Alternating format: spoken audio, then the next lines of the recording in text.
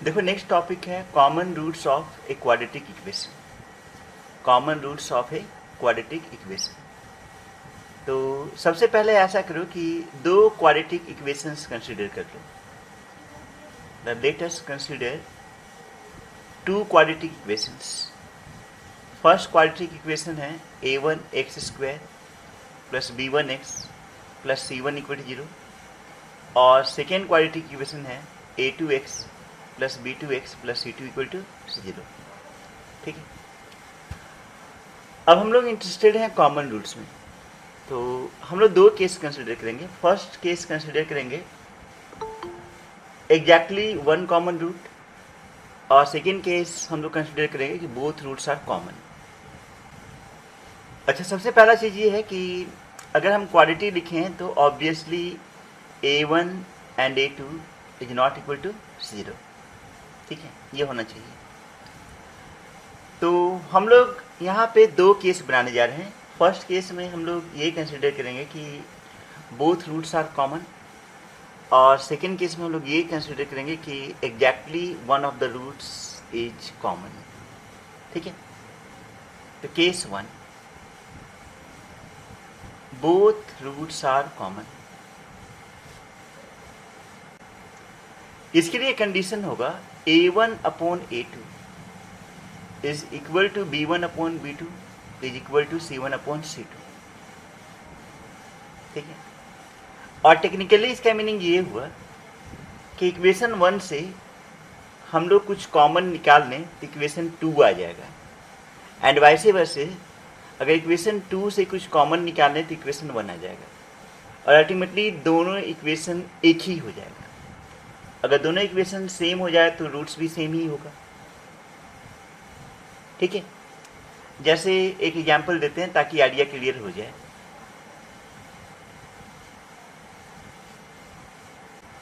Suppose एक equation है x² minus 3x plus 2 equal to 0। ठीक है, तो इसको हम लोग लिख सकते हैं x minus 1 into x minus 2 equal to 0। ठीक है, तो इसका रूट्स क्या क्या होगा, 1 होगा और 2 होगा। ठीक है, सिमिलरली अगर ऐसा इक्वेशन मिल जाए 2x² minus 6x plus 4 equal to 0। ठीक है, तो इसमें अगर 2 कॉमन निकाल लो तो तुम्हें मिलेगा x² minus 3x plus 2 equal to 0। ठीक है, और अल्टीमेटली इसका भी रूट्स आएगा 1 और 2।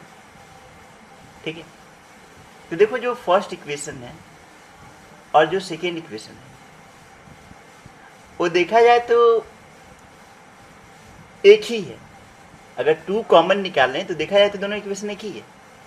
अगर इक्वेशन एक ही हो जाएगा तो रूट्स भी क्या होगा, सेम ही होगा। ठीक है, एक और चीज़, यहाँ पे x² का कॉफिशिएंट 1 है, यहाँ पे a² का कॉफिशिएंट 2 है। ठीक है, तो a² का कॉफिशिएंट हुआ 1/2, फिर s का कॉफिशिएंट यहाँ -3 है, यहाँ पे s का कॉफिशिएंट -6 है, हमें मिला -3 अपॉन -6। ठीक है, और कांस्टेंट यहाँ पे 2 है और यहाँ पे कांस्टेंट 4 है, हमें मिलेगा 2 अपॉन 4, और ये तीनों बराबर है। ठीक है, मतलब इसको सेटिस्फाई करेंगे। तो अगर दोनों का दोनों रूट्स कॉमन हो जाए then a1/a2 equal to b1/b2 equal to c1/c2 होगा। ठीक है, अब केस 2 बना रहे हैं। केस 2 में दोनों रूट्स कॉमन नहीं है, exactly one of the roots is common. Case 2, exactly one of the roots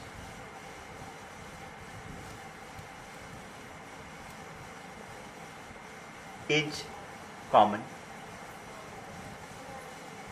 ठीक है,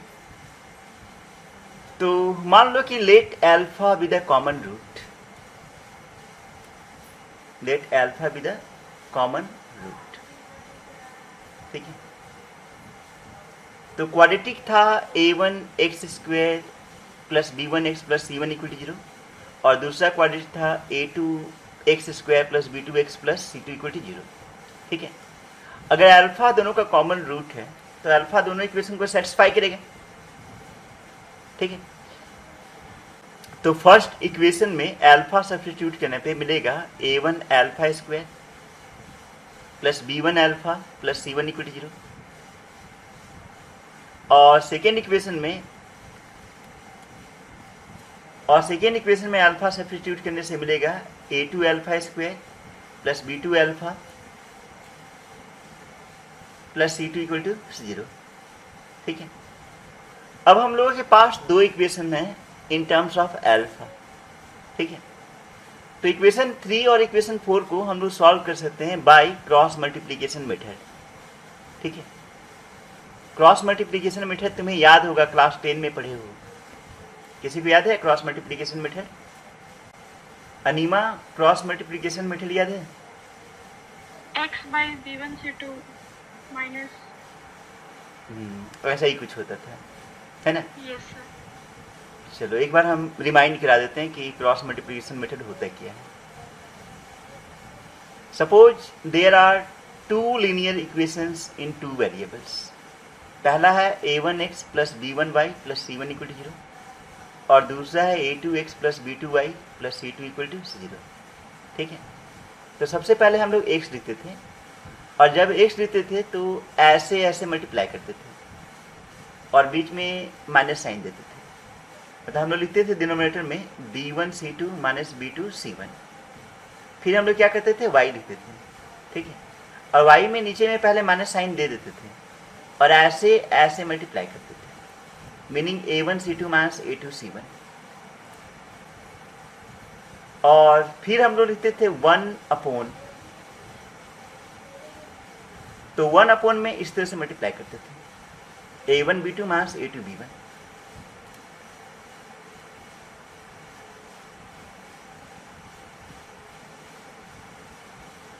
अर्पिता, याद आया तुम्हें ये चीज? ठीक है, इसी तरह यूज करते थे 10 में इसका। ठीक, चलो तो इक्वेशन 2 और 3 को, इक्वेशन 3 और 4 को अब हम लोग सॉल्व करने जा रहे हैं क्रॉस मल्टीप्लिकेशन मेथड से। यहाँ पे अल्फा स्क्वायर को थोड़ा देर के लिए x मान लो, अल्फा को y मान लो। ठीक है, अगर ऐसा करें तो सबसे पहले हम लोग लिखें अल्फा स्क्वायर और डिनोमिनेटर में लिख दिए इस तरह से मल्टीप्लाई करके b1 c2 minus b2 c1। तो b1 c2 minus b2 c1 equal to alpha लिख दिए, डिनोमिनेटर में पहले से माइनस लिख दिए। ठीक है, और अल्फा वाले में ऐसे ऐसे मल्टीप्लाई होगा, तो डिनोमिनेटर में होगा a1 c2 minus a2 c2। ठीक है, a1 c2 minus a2 c1। ठीक है, डिनोमिनेटर में, और इक्वल टू 1 अपॉन ऐसे और ऐसे कर दो। ठीक है, a1 b2 minus a2 b1।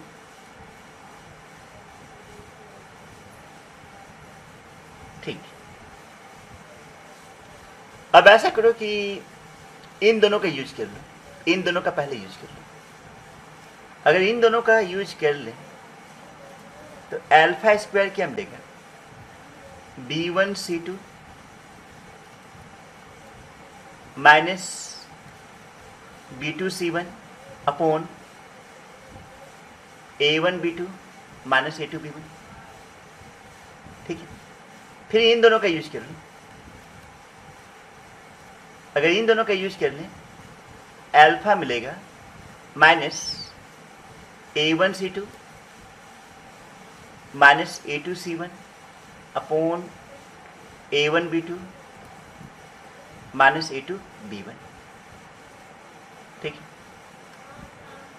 तो इक्वेशन 5 में लेफ्ट हैंड साइड में अल्फा स्क्वायर है और 6 में अल्फा है। ठीक है, मतलब इसका स्क्वायर ये होना चाहिए।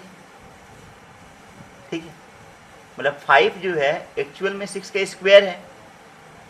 ठीक है, तो 5 में जो राइट हैंड साइड में उसको लिख लो।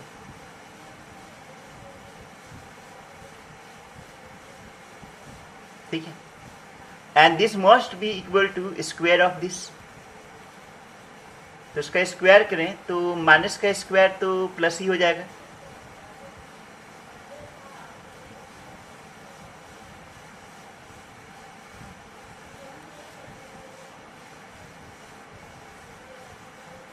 ठीक है, इस तरह से आ जाएगा। तो ये कैंसिल हो गया, एक कैंसिल हुआ, एक, ठीक है, स्क्वायर में एक कैंसिल हो गया। अब क्रॉस मल्टीप्लाई कर लो, a1c2 माइनस a2c1 का whole square equal to a1b2 minus a2b1 into b1c2 minus b2c1, and this is the required condition for exactly one common root, ठीक है। अगर सिर्फ एक कॉमन रूट होना है तो उसका कंडीशन यही होगा। अब इसको याद कैसे रखें भाई, ठीक, तो कोशिश करते हैं कि याद हो जाए हमें। देखो इक्वेशंस क्या क्या था, इक्वेशंस था a1x² plus b1x plus c1 equal to 0 और a2x² plus b2x plus c2 equal to 0, ठीक है। LHS में क्या है वो ध्यान दो, एक्सट्रीम्स को कंसीडर किया गया है, मतलब a1c2 माइनस a2c1 का होल स्क्वायर, ठीक है। और RHS में देखो क्या है, RHS में दो लगातार को कंसीडर किया गया है। पहले ऐसे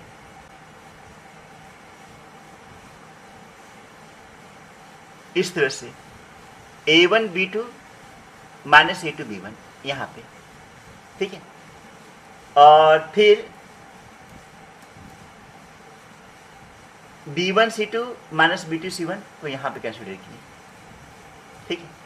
फिर से रिपीट कर रहे हैं, देखो LHS में एक्सट्रीम को कंसीडर करके स्क्वायर कर दिए, ठीक है, मतलब a1c2 माइनस a2c1 का स्क्वायर है। और RHS में लगातार वाले को कंसीडर किया गया है, मतलब a1b2 a2b1, a1b2 minus a2b1 और फिर b1c2 माइनस b2c1, ठीक है। क्वेश्चन ऐसा दिया हुआ है कि there are two quadratic equation x² plus 2x plus 3 equal to 0, ठीक है, या कुछ अलग कर देते हैं, रुको रुको रुको रुको रुको, अच्छा ये भी ठीक है, ये भी ठीक है, x² plus 2x plus 3 equal to 0 है। और दूसरा इक्वेशन है 2x² plus kx plus m equal to 0, find the value of k and m if both roots are common, ठीक है, बोथ रूट्स आर कॉमन बोल दिया, तब तो ये बड़ा आसान क्वेश्चन हो गया, ठीक है। बोथ रूट्स आर कॉमन के लिए कंडीशन क्या होता है, a1/a2 equal to b1/b2 equal to c1/c2, a1 1 है, a2 2 है, b1 2 है, b2 k है, c1 3 है, c2 m है, ठीक है। तो अगर इन दोनों को हम इक्वेट कर लें तो यहाँ से बोल सकते हैं कि 1/2 equal to 2/k, cross multiply कर लो तो k इक्वल टू क्या मिलेगा, 4, k आ गया। और अगर इन दोनों को इक्वेट कर लें तो हम लोग लिख सकते हैं 1/2 इक्वल टू 3/m, ठीक है। क्रॉस मल्टीप्लाई कर लो तो m इक्वल टू क्या लिखोगे, 6, तो k 4 होगा और m क्या होगा, 6 होगा। क्लियर, किसी को कोई कंफ्यूजन, ठीक है। चलो नेक्स्ट क्वेश्चन करते हैं।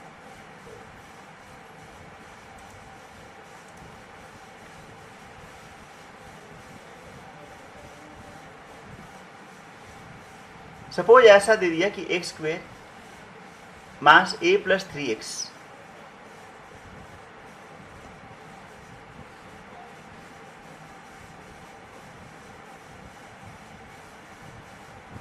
प्लस 4 इक्वल टू 0,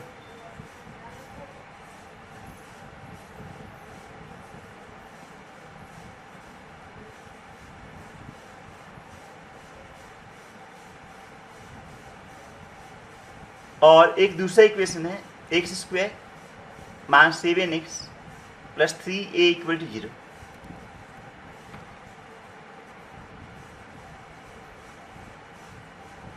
ठीक है, have a common root, have a common root, तो फाइंड द वैल्यू ऑफ ए।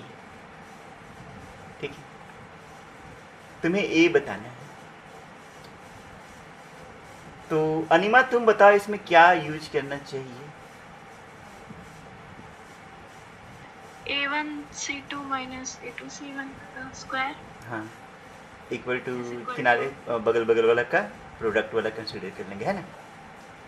इसी तरह तुम बताओ कुछ डिफरेंट।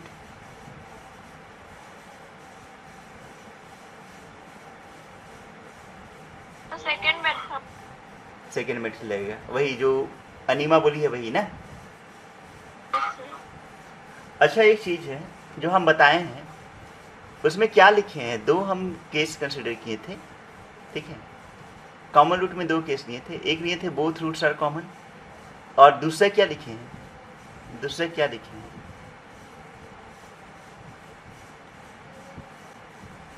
दूसरा क्या लिखे हैं, exactly one of the roots is common. ठीक है, बहुत अच्छा। अच्छा, यहां पे क्वेश्चन में क्या लिख रहे हैं,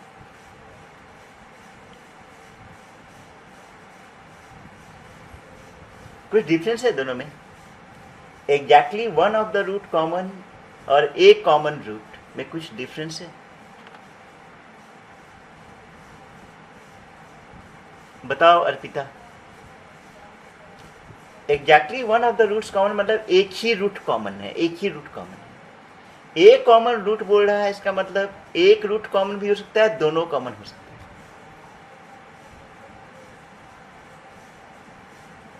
समझ में आया? ए कॉमन रूट का मतलब क्या हुआ, एक रूट कॉमन हो सकता है या दोनों कॉमन हो सकता है। और बोल रहा है एग्जैक्टली वन कॉमन रूट है, तो मतलब एक ही रूट कॉमन है, मतलब यहां दो केसेस राइज होगा। ए कॉमन रूट मतलब कि either both roots are common,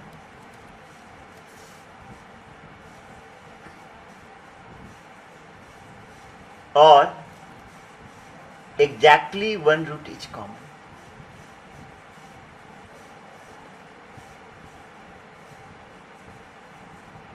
कुछ कंफ्यूजन है किसी को, बोलो। प्रभात हो यहाँ पे? Yes sir. हाँ, कुछ कंफ्यूजन है यहाँ पे?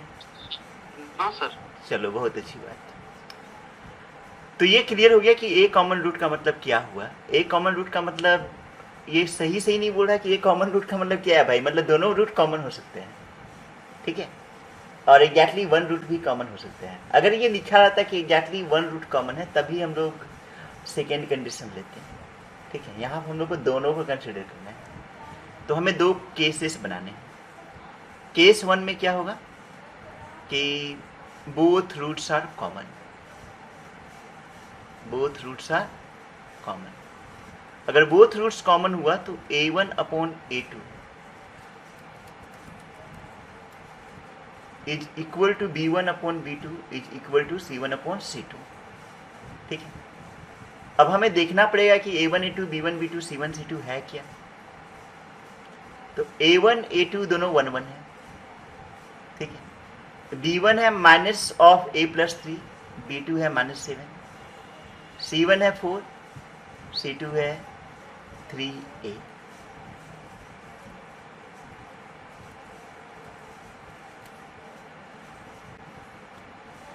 तो 1 upon 1 minus of a plus 3 upon क्या था, -7 इक्वल टू 4 अपॉन 3a। ठीक है, तो सबसे पहले इन दोनों को इक्वेट कर लो। तो यहां से हमें मिलेगा 1 equal to a plus 3 upon 7 cross multiply कर लो, तो 7 equal to a plus 3, a equal to क्या मिला 4। फिर इन दोनों को इक्वेट करो, अगर इन दोनों को इक्वेट कर लें तो 1 इक्वल टू 4/3 है, ठीक है। तो 3a equal to 4, a equal to क्या मिल गया 4/3। बड़ा खतरनाक हो गया भाई, एक जगह से बोल रहा है ए 4 है, एक जगह से बोल रहा है ए 4/3 है, ठीक है। इसका मतलब क्या हुआ? इसका मतलब यह है कि कोई भी ए का वैल्यू पॉसिबल नहीं है, दोनों जगह से ए का एक ही वैल्यू आना चाहिए था, लेकिन लकीली यहाँ पे ए का दोनों जगह से क्या आ गया, डिफरेंट वैल्यू जा गया, ठीक है। तो मतलब दिस इक्वल टू मतलब तीनों बराबर नहीं हो सकते हैं, a1/a2 equal to b1/b2 equal to c1/c2 बराबर नहीं हो सकते हैं। जैसे मान लो a का वैल्यू 4 इसमें डाल दो, तो ऊपर तो 4 होगा, नीचे हो जाएगा 12, और 4/12 कितना होगा 1/3। क्या 1/3 1 के बराबर होता है? नहीं होता है, ठीक है। तो वो तो सेटिस्फाई हो ही नहीं रहा है। सेटिस्फाई तभी होता है जब दोनों जगह से सेम ही ए का वैल्यू आता है, ठीक है। इसका कंक्लूजन ये हुआ कि both roots can not be common, both roots can not be common, ठीक है। तो therefore both roots can not be common. तो अब हमें सेकेंड केस कंसिडर करना चाहिए। सेकेंड केस क्या होगा? Exactly one of the roots is common. देखो exactly one of the roots common है, तो एक्सट्रीम्स का प्रोडक्ट माइनस का स्क्वायर होता है, ठीक है। लेफ्ट साइड में एक्सट्रीम्स कंसिडर करते हैं, तो 1 इंटू 3a माइनस 4 इंटू 1 का स्क्वायर। समझ में आ रहा है? यहाँ 1 है और यहाँ 3a है, इन दोनों का प्रोडक्ट लिए। यहाँ 4 है और यहाँ 1 है, इन दोनों का प्रोडक्ट लिए। उसका मतलब कि 1 इंटू 3 माइनस 4 इंटू 1 का होल स्क्वायर लीजिए। अब राइट हैंड साइड में इन दोनों को कंसिडर करो, तो 1 into minus 7 minus 1 into minus of a plus 3, ठीक है, इंटू, अब इन दोनों को कंसिडर करो, तो minus of minus a plus 3 into 3a minus 4 into minus 7। इसमें किसी को कोई दिक्कत बोलो? जो हम लिखे हैं यहाँ पे, इसमें किसी कोई दिक्कत नहीं। चलो बहुत अच्छी बात। तो लेफ्ट साइड में 3a माइनस 4 का whole square, right hand side में minus 7 minus minus plus a plus 3 into minus 3a into a minus 3a square. Calculation देखते जाना इसी तरह, ठीक है, कैलकुलेशन गलती होता है बताने में। तो minus 3a square minus 9a और 4 से बन जाए 28, ठीक है। चलो होप कर रहे हैं कि सही है यहाँ तक मेरा, मतलब कैलकुलेशन वाला पार्ट बोल रहे हैं, कॉन्सेप्ट तो सही है। लेफ्ट साइड में a माइनस b का whole square, 9a square plus 16 minus 2 3 6 6 4 24a। Right hand side में माइनस 7 प्लस 3 माइनस 4, मतलब a माइनस 4, और उधर है minus 3a square minus 9a plus 28। बड़ा खतरनाक आ गया। कोई नहीं, आगे बढ़ा जाए, आगे बढ़ा जाए। तो लेफ्ट साइड में 9a square minus 24a plus 16, और राइट साइड में a से पहले मल्टीप्लाई करो, तो minus 3a cube minus 9a square plus 28a। अब माइनस 4 से मल्टीप्लाई करो, 12a स्क्वायर प्लस 36a, और 28 इंटू 4 कितना होगा 112 ना, तो माइनस 112 होगा। चलो सही है, सही है, यहाँ तक तो सही है, ठीक है। सबको अब लेफ्ट हैंड साइड में ले आते हैं। क्यूबिक आ जा रहा है ना, तो 3a³ 9a² minus 9a², minus 9a² इधर आएगा तो 18a² होगा, 18 माइनस 12 6a², ठीक है। फिर माइनस 24a माइनस 36a, तो minus 60a minus 28a minus 88a, ठीक है। और 16 प्लस 1 17 इक्वल टू 0, ठीक है। अब तो क्यूबिक आ गया, अब बड़ा मुश्किल, ठीक है। क्यूबिक तो हम लोग सॉल्व करने जानते नहीं हैं। अच्छा, कांस्टेंट्स में हम कितना लिखे हैं, 1 है कि 112 है? ये गलती है ना। 16 प्लस 112 कितना होगा, 128। अब सही, ठीक है। तो बड़ा दिक्कत है। इस इक्वेशन का नाम क्या दे दें? उधर कोई इक्वेशन लिखे हैं? 1 2 तो कुछ लिखे नहीं है। चलो ठीक है, इस इक्वेशन का नाम 1 दे दिए। क्यूबिक तो सॉल्व करने आता नहीं हम लोगों को। अब हम हीट एंड ट्रायल करेंगे। चलो अगर मान लो a इक्वल टू 1 इसमें पुट कर लें इक्वेशन 1 में, और देखते हैं सेटिस्फाई करा करके, ठीक है। देखो क्यूबिक अगर मिल जाए तुम्हें सॉल्व करने के लिए, तो क्यूबिक तो सॉल्व होगा नहीं हम लोगों से। तो क्यूबिक सॉल्व करने का तरीका क्या होता है, इन जनरल तरीका क्या होता है कि छोटा छोटा नंबर सब्स्टिट्यूट करते हैं। Like a equal to 0, a equal to 1, a equal to -1, a equal to 2, a equal to -2, ठीक है। हिट एंड ट्रायल से तो इतना में ही कोई सेटिस्फाई कर जाना चाहिए, ठीक है। अगर सेटिस्फाई कर गया तो ठीक है, वो उसका सोल्यूशन होगा। जैसे अगर a इक्वल टू 1 हम पुट करें तो LHS में क्या मिलेगा, 3 + 6 -88 + 128। क्या ये 0 होगा? नहीं होगा, नहीं होगा। अगर a इक्वल टू 2 पुट कर लें तो LHS में कितना मिलेगा, तो a का क्यूब कितना होगा, मतलब 2 का क्यूब कितना होगा, 8, 8 3 जा 24, फिर 2 का स्क्वायर कितना होगा, 4, 4 6 जा 24, फिर 2 × 88 तो कितना आएगा, 8 2 जा 16 17, फिर 128। देखा जाए कितना होता है इस बार, 24 + 24 + 128, ठीक है। तो 4 4 8 8 8 16, 2 3 जा 6 176, बड़ा अच्छा आ गया। तो 176 माइनस 176 कितना हो गया, 0, ठीक है। मतलब a इक्वल टू सेटिस्फाई कर गया इसको, a इक्वल टू 2 सेटिस्फाई कर गया। इसका मतलब क्या हुआ, a इक्वल टू 2 इसका रूट होगा, ठीक है। और तुम लोग को याद होगा फैक्टर थ्योरम, फैक्टर थ्योरम याद है तुम्हें? अनिमा, फैक्टर थ्योरम क्या बोलते हैं बताओ तो?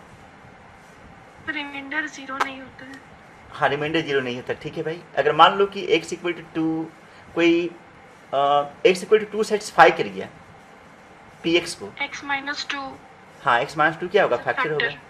तो यहाँ पे a इक्वल टू 2 सेटिस्फाई कर गया, ठीक है। तो a - 2 लेफ्ट हैंड साइड में जो एक्सप्रेशन लिखा हुआ है उसका फैक्टर होगा, समझ में आया? चलो, तो हम बोल सकते हैं कि a - 2 is a factor of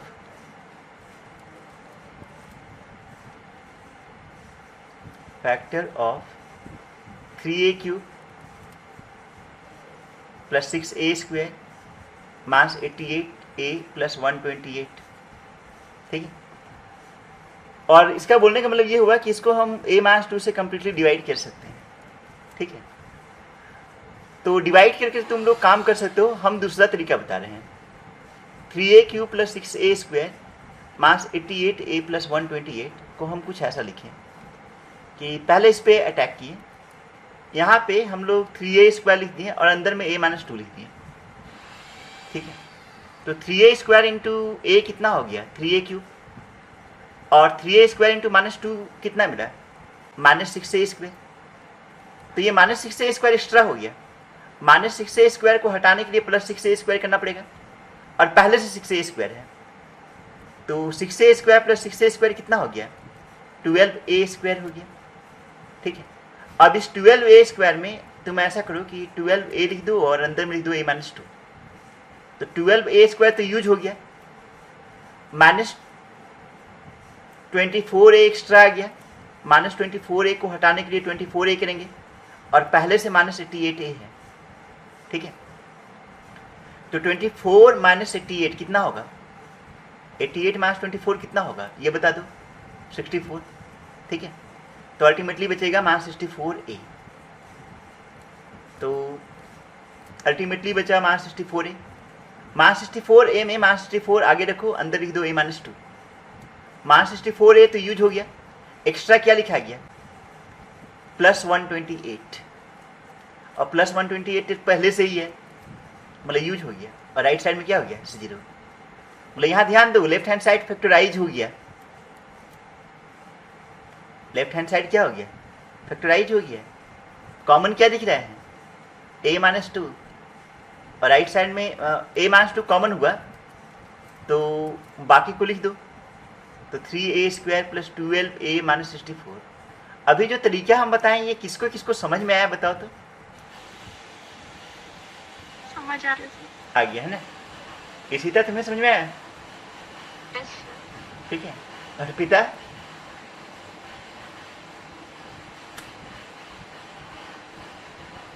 चलो, जिनको समझ में नहीं आया है, जिनको समझ में नहीं आया है वो लोग क्या करो, 3a³ plus 6a² minus 88 plus 88a plus 128 को a-2 से डिवाइड करो, ठीक है। डिवाइड जब करोगे अपने आप आएगा 3a² प्लस 12a - 64, अपने आप आएगा, ठीक है। अब देखो तो क्या हम इसको फैक्टराइज कर सकते हैं? फैक्टराइज कर सकते हैं, देखा जाए। तुम लोग देख के बताओ। तो यहां से a = 2 मिलेगा, या फिर 3a² प्लस 12a - 64 = 0 मिलेगा। अब ये क्वाड्रेटिक है, इसको सॉल्व करो। तो इस क्वाड्रेटिक का जो सोल्यूशन होगा वो होगा -b plus minus √b² - 4ac। तो b² 144 माइनस 4ac, 4 3 = 12, 12 × 64, 64 को 12 से मल्टीप्लाई करो भाई, तो 128 64 768 minus minus plus 768 upon 2a 6, ठीक है। तो -12 प्लस माइनस 8 4 12 6 4 10 11, ठीक है। और 7 1 8 9 अपॉन 6, ठीक है। तो हम ऐसा भी कर सकते थे, एक चीज़ और कर सकते थे, वो समझो, थोड़ा और आसान हो जाएगा, इतना बड़ा बड़ा नंबर की जरूरत नहीं पड़ेगा, ठीक है, थोड़ा सा आसान हो जाएगा। देखो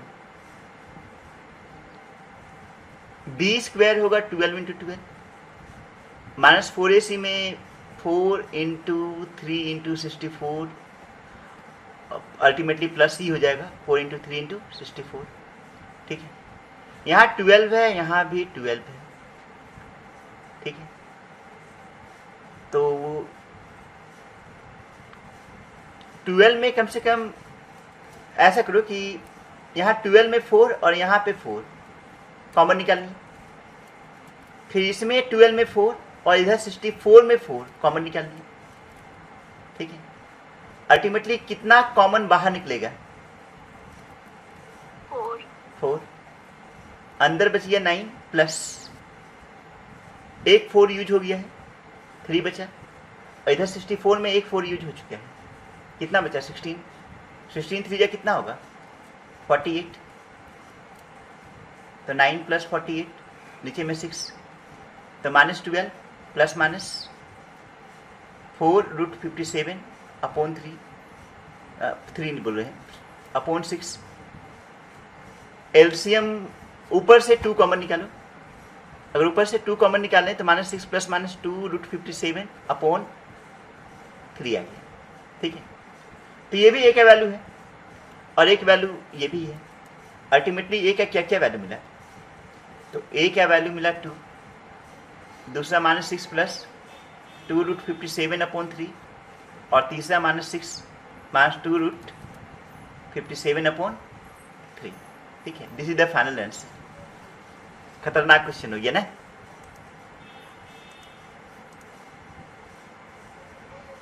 तो ये सीता अल्टीमेटली समझ में आ गया ना तुम्हें? Yes sir. ठीक है, यहाँ देखो एक बड़ा अच्छा चीज डिस्कशन हुआ है, इसमें 2-3 चीज डिस्कशन हुआ है, पहले वो समझो। पहला चीज तो ये हुआ कि इसमें बोला ये नहीं था कि बोथ रूट्स आर कॉमन। क्या बोल रहे हैं, इसमें ये नहीं दिया हुआ था कि exactly one root is common, इसमें दिया हुआ था a common root. A common root का मतलब ये हुआ कि देयर आर 2 पॉसिबिलिटीज।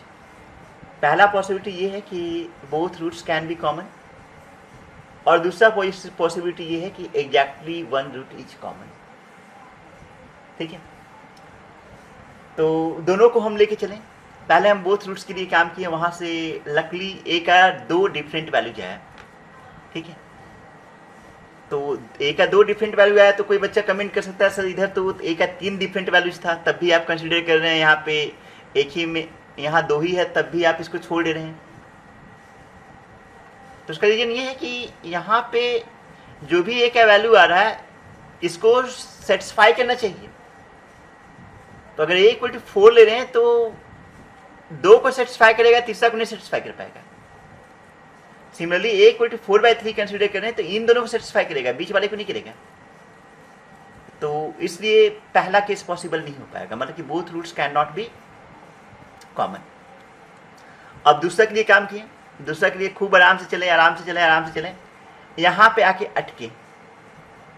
यहाँ पे क्यों अटक गए? क्योंकि क्यूबिक आ गया। अब क्यूबिक आ गया तो भाई बड़ा दिक्कत है। ठीक है, क्यूबिक को कैसे सॉल्व करेंगे? तो क्यूबिक को हम लोग सॉल्व करना नहीं जानते हैं, तो हम क्या तरीका बताएं अभी। क्यूबिक जब भी आ जाए तो छोटा छोटा नंबर्स को पुट करके सेटिस्फाई करने की कोशिश करें, लाइक 0, 1, 2, -1, -2। ठीक है, और ज़्यादा नहीं जाना है, इतने तक। ठीक है, तो हम लोग देखें a = 2 इसको सेटिस्फाई कर गया। अगर a = 2 सेटिस्फाई कर गया तो इसका मतलब क्या हुआ, a - 2 इसका फैक्टर होगा। a - 2 अगर फैक्टर होगा तो इसको हम फैक्टराइज कर लिए। तो फैक्टराइज तो हम डायरेक्ट किए हैं, जिसको फैक्टराइज करने नहीं आया वो डिवाइड कर लो भाई। ठीक है, फैक्टराइज करना या डिवाइड करना बात एक ही हुआ।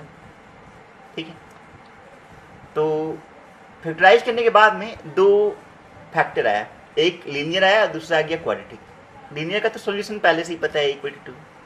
क्वाड्रेटिक का सॉल्यूशन के लिए फॉर्मूला यूज कर लिए और वहाँ से 2 रूट्स आ गया, अल्टीमेटली 3 रूट्स। ठीक है,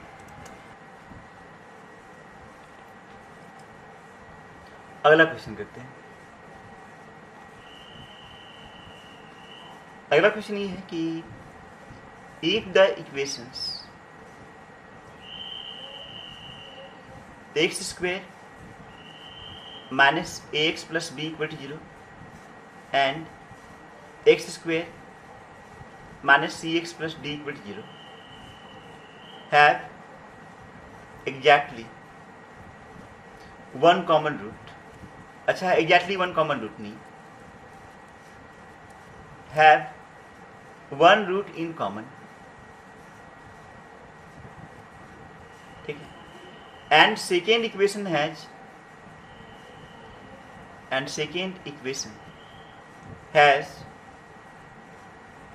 बोथ रूट्स इक्वल।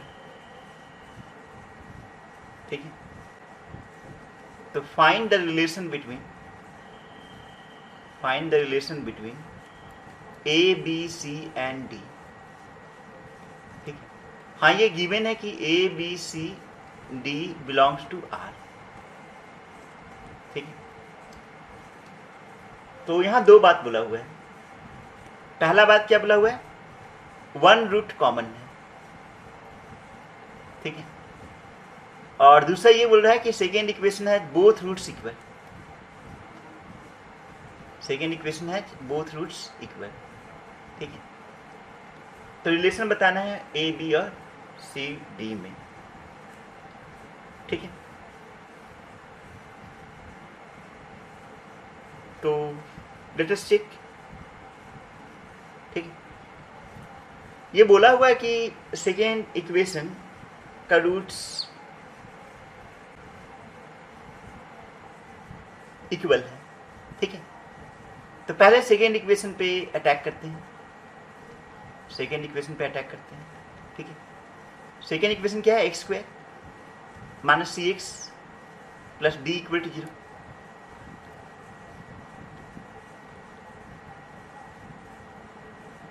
ठीक है। और इस इक्वेशन का बोला है कि दोनों रूट्स इक्वल है, इसका बोथ रूट्स इक्वल है। अगर दोनों का दोनों रूट्स इक्वल हो जाए तो डी क्या होगा? 0 होगा, ठीक है। तो डी 0 मतलब बी स्क्वायर माइनस 4ac 0, तो बी का रोल कर रहा है माइनस सी, ए 1 है और बी है डी इक्वल टू 0, ठीक है। मतलब हम यहाँ से बोल सकते हैं सी स्क्वायर इक्वल टू 4d, ठीक है। कुछ मिला यहाँ से हमें, ये रिलेशन मिला सी और डी के बीच के, सी और डी के बीच के रिलेशन, ठीक है। अब नेक्स्ट, अगर दोनों रूट्स इक्वल है तो कॉमन रूट भी पता है हमें, कॉमन रूट बोल रहे हैं, रूट्स भी हमें पता है। रूट्स क्या होगा? इसी तरह रूट्स क्या होगा? C प्लस माइनस वर्टेक्स का कोऑर्डिनेट क्या होता है? माइनस b अपॉन 2 है, तो रूट्स क्या होगा? माइनस b अपॉन 2 है, ठीक है, माइनस बी अपॉन 2 ही होगा, सिंपल। तो बी क्या है? माइनस सी, तो माइनस ऑफ माइनस सी और ए है 1, ठीक है। तो जो दोनों रूट्स होगा वो c/2 होगा, ठीक है। चलो बहुत अच्छा। तो पक्का जो c/2 है वो फर्स्ट इक्वेशन का भी रूट्स होगा, क्योंकि बोला हुआ है कि 1 कॉमन रूट है, ठीक है। अब ये अलग बात है कि फर्स्ट का दोनों रूट्स इक्वल हो या अनइक्वल हो, उसे क्या फर्क पड़ता है, लेकिन c/2 पहला का भी रूट होना चाहिए, क्योंकि कॉमन रूट बोला है कि दोनों इक्वेशन का 1 कॉमन रूट है भाई, तो c/2 पहला का भी एक रूट होगा, जरूर होगा, ठीक है। तो c/2 according to question c/2 is also the root of, पहला इक्वेशन क्या था? तो x square minus a x plus b equal to 0, ठीक है। और अगर इसका रूट है तो इसके इक्वेशन को सेटिस्फाई करेगा, तो इसके जगह पे c/2 पुट करो, ठीक है। तो अल्टीमेटली मिलेगा c square upon 4 minus AC upon 2 plus b equal to 0, ठीक है।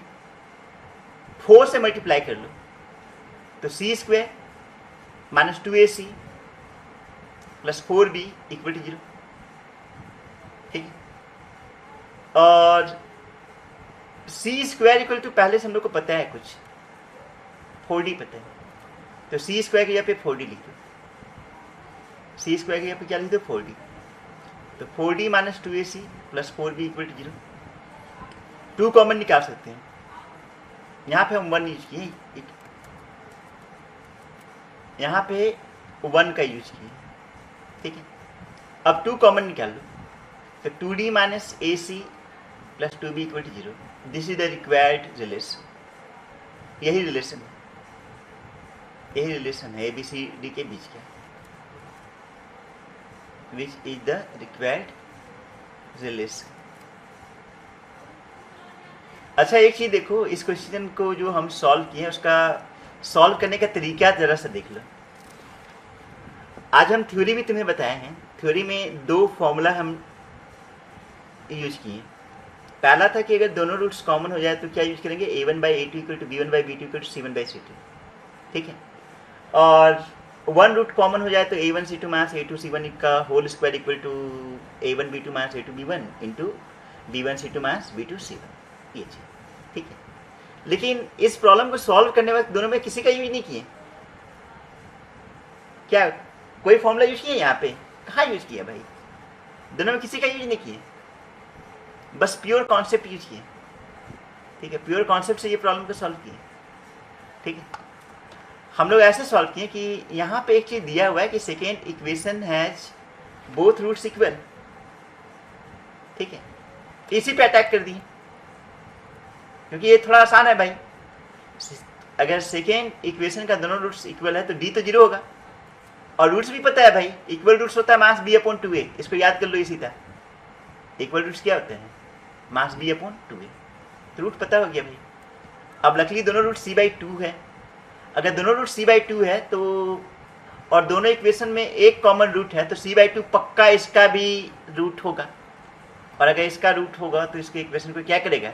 सेटिस्फाई करेगा। सेटिस्फाई करा दिए और इसमें इक्वेशन 1 का यूज भी करा दिए, तो अपने आप फाइनली एक इक्वेशन मिला जिसमें a b c d चारों है, और वही रिक्वायर्ड रिलेशन हो गया।